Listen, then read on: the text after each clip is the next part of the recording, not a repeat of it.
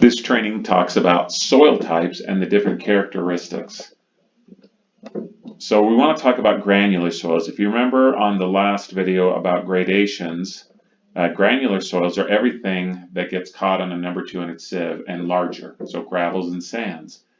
The characteristics of granular soils is that they don't compress as much when a load is placed on it. That's why you see it under things like footings and under parking lots. It doesn't compress as much. It's easier to compact and it handles water better than silts and clays. Granular materials don't rut as easily and provide a stable base for concrete and asphalt and for footings. Granular soils have less than 50% passing through a number 200 sieve, so it's predominantly granular and not as much silts or clays in it in order to be considered a granular material. The smaller the amount of fines, so the smaller percentage of the amount of fines of silts and clays, the better the material will hold up when wet. Clay, so here we have a picture of clay. Clay turns to mud quickly, water doesn't pass through it as quickly, and it doesn't dry out as quickly, so clay gets harder to deal with. It also doesn't accept water as quickly, that's why it's a little bit harder to compact. You notice with clay it sticks together, so it's considered plastic because it sticks together. Clay compresses more than granular soils under high loads, like underneath a footing.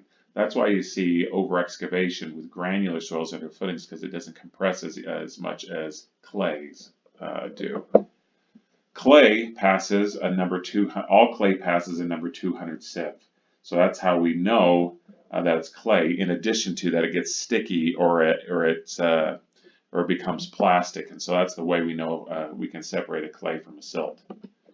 Silt, on the other hand, doesn't bind together like clay. So if you look over here at this picture, this job is actually a silt pond. It has some sand in it, but if you notice, it doesn't stick together like clays. It breaks apart. So that's how they know the difference between silt and clay. Because it doesn't stick together, it's considered non-plastic. Silt dries out quicker than clay, and it creates a lot of dust when dry. So when you see a lot of dust, it's usually the silts on the site that are causing all the dust problems. Else, all silts will fit through number 200 sieve as well, but silts aren't plastic like we talked about with clays. So those are the different characteristics between all the different materials.